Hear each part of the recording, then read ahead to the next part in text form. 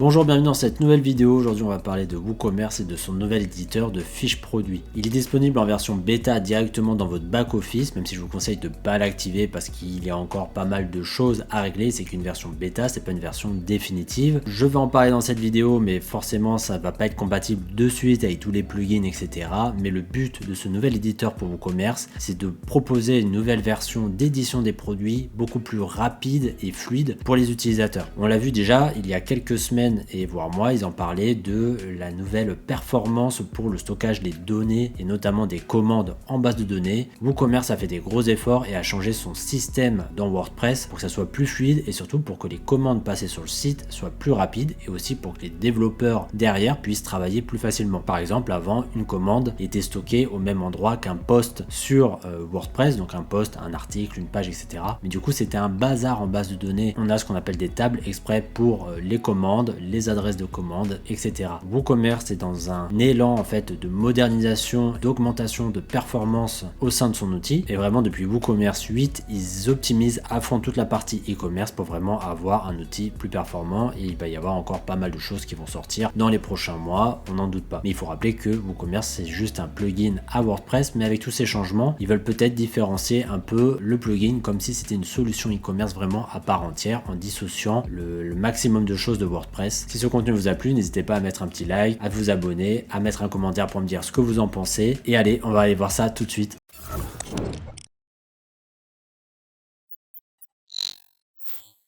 Donc nous voici sur un back-office classique de WordPress. On va aller dans un produit déjà pour voir l'éditeur qu'on a de base, que tout le monde connaît pour bien s'en rappeler. Donc voilà, ça c'est l'éditeur classique de WordPress, de WooCommerce pour éditer un produit. Donc c'est vraiment la même chose depuis des années, il a jamais vraiment évolué. Et là avec les onglets pour gérer les attributs, etc., le type de produit. L'avantage que je vais trouver différent par rapport à l'autre, moi ça va être le fait qu'on est tous sur la même page. Même si là on a des petits onglets, on a quand même tous sur la même page et on va voir que l'autre éditeur ça n'a rien à voir. Donc si je vais dans WooCommerce réglages, je peux actuellement activer la bêta, donc première version en fait de ce nouvel éditeur. Je peux aller dans avancer ici et là on va avoir fonctionnalité et d'ailleurs on peut voir ici qu'on peut choisir le stockage des données. Donc là c'est un WordPress et WooCommerce que j'ai installé il y a pas longtemps et du coup c'est automatiquement en stockage des commandes par haute performance. Donc peut-être que vous c'est pas encore activé. Attention, quand vous activez des fonctionnalités comme ça qui ne sont pas activés sur votre boutique parce que vous avez déjà un WordPress depuis un moment, plein de plugins, etc.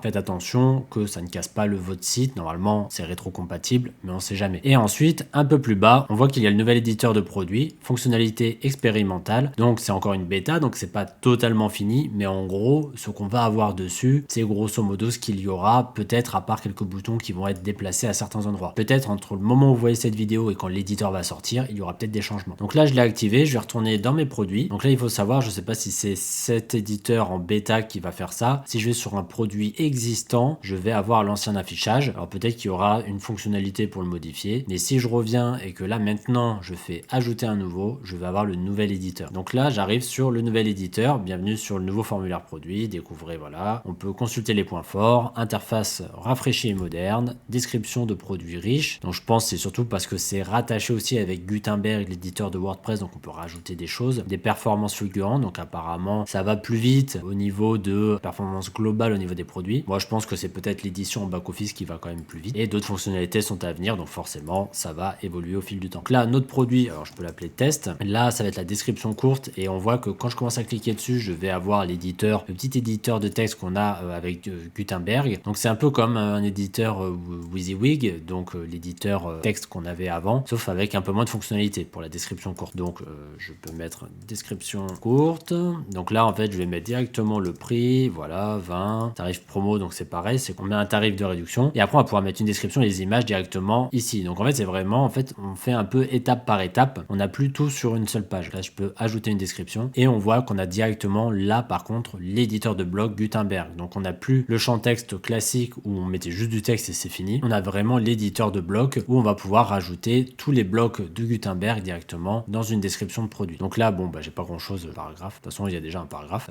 Blabla. Donc là, de toute façon, je vais pas faire un cours sur Gutenberg, c'est pas le but, mais c'est pour dire que voilà, vraiment, c'est rattaché. On va avoir un aperçu juste ici. Donc là, j'ai pas d'image, mais on a juste à rajouter les images dans la bibliothèque. Là, on est sur du classique. Je peux déjà ici faire ajouter. Voilà, je pense que ça publie. Donc après, il y a les petites traductions qui sont pas encore faites vu qu'on est en version bêta. J'ai des mots en anglais. Après, dans organisation, donc en fait, ça va être tout ce qui est catégorie. Je peux choisir dans quelle catégorie va être mon produit. Les tags, masquer dans le catalogue de produits. Donc on peut le masquer, activer les avis produits, exiger un mot de passe. Donc c'est pour, comme une page en fait, mettre un mot de passe pour y accéder. Et après, je peux gérer ici même les attributs. Donc là, par exemple, je vais rajouter couleur et je vais mettre, voilà, je vais mettre plusieurs couleurs et je vais les ajouter. Donc là, j'ai ça, je peux faire modifier directement. Alors, voir dans le détail produit, utiliser en filtre. Donc là, de toute façon, on aura des petites Z. Et là, bon, on a le nom, etc. Après, c'est pour éditer les attributs. Et si je continue comme ça, je peux aller dans tarification. Donc là, on revient en fait sur le prix. Et après, on peut modifier donc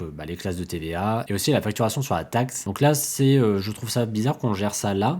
Avec la livraison, je comprends pas trop le fonctionnement parce qu'en fait, normalement, la TVA sur la livraison, elle s'ajoute en fait dans le panier par rapport au transporteur. Je pense que par défaut, il faut laisser produit et livraison, ça va mettre la TVA de votre boutique classique. Et par exemple, si je mets une remise, voilà, 12, je peux, à mon avis, gérer les dates, voilà, donc en fait, c'est tout simple. Ensuite, on peut aller dans inventaire, donc là, on peut choisir le stock et une restriction. Et là, je pense que voilà, c'est pour mettre vraiment un stock dédié, donc si on veut pas en mettre, on décoche. Tout simplement, je vais mettre à jour mon produit encore au passage. Ensuite, les expéditions, donc là en fait c'est tout simple, hein. On peut choisir une classe d'expédition et après on met le poids de notre produit. Ok, bon là sur la version bêta en fait je voulais mettre 0,500 kg et ça m'a généré une erreur. Donc bon, on est en version bêta, donc ça peut arriver qu'il y ait des petits bugs, hein. Donc c'est pour ça qu'il faut pas l'utiliser, c'est vraiment pour du test. Je vais réactualiser, je vais retourner dessus et est-ce que je peux quand même mettre 1 kg? Ah même pas, je peux même pas mettre. Alors après c'est que je ne sais pas si ce WooCommerce a des réglages différents, mais en tout cas, je peux pas renseigner le poids là, donc bon, je vais pas batailler dessus. Variation, et donc là, je peux vendre des produits par variation, donc là, on a un nouveau système, je fais ajouter. Donc là, je peux ajouter, alors je pensais que ça allait gérer pour les couleurs, je peux pas gérer,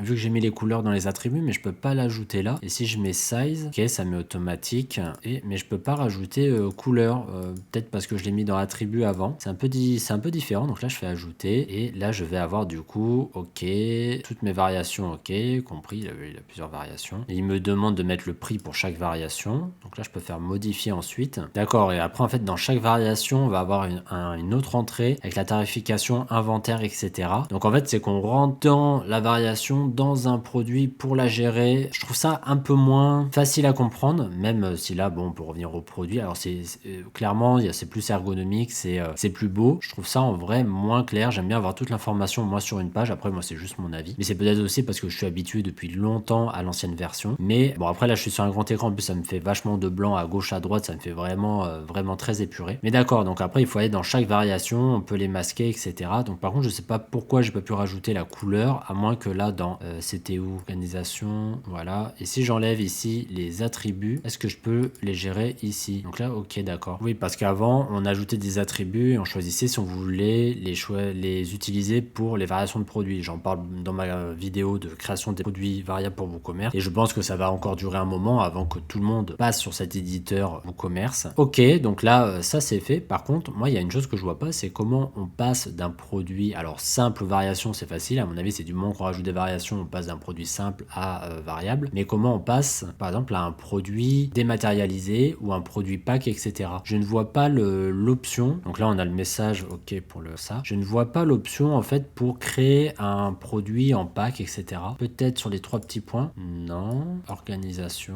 Ok, alors je vois pas du tout cette option. Je sais pas si vous voyez de quoi je parle. Je vais quitter pour vous montrer. Alors après, bien sûr, hein, c'est en bêta. Hein. C'est normal qu'il peut y avoir des choses différentes. Je parle de ceci. Donc, produit simple et variable, on va l'avoir. Mais externe affiliation ou groupé, je vois pas comment en fait on le crée avec le nouvel éditeur. Peut-être que c'est pas encore arrivé sur l'édition. Mais à mon avis, ça devrait être normalement dans général. Et là, si je fais preview, de toute façon, façon, on voit que, bon, bah voilà, là j'ai une fiche produit normale, et si je vais sur un autre produit, donc bon, il y a des petites choses cassées parce que c'est un WordPress de test. Donc ça, c'est une autre fiche produit, et il y a celle-là, en fait, on a exactement la même chose. Visuellement, ça va rien changer pour vous. Le nouvel éditeur, ça impacte uniquement le back-office. Alors, je suis même allé voir sur WooCommerce si je trouvais des infos justement sur cette partie pack, etc. Bon, je l'ai pas trouvé. Si jamais vous l'avez trouvé, je sais qu'on est en version bêta, et forcément, c'est des choses comme ça qui vont arriver, ou qui vont être ajoutées vers des modifications et des choses qui vont pas, voilà, qui vont bouger. Mais grosso modo, ça va être ça, parce que déjà, WooCommerce l'a déjà présenté, on l'a en bêta, voilà. Ça va arriver bientôt. Moi, je trouve ça, surtout plus pour les variations, moins simple. Après, le fait d'avoir Gutenberg, on va pouvoir faire des fiches produits, en tout cas en description, plus facilement. Moi, après, je pense que je suis trop habitué à l'ancienne version, mais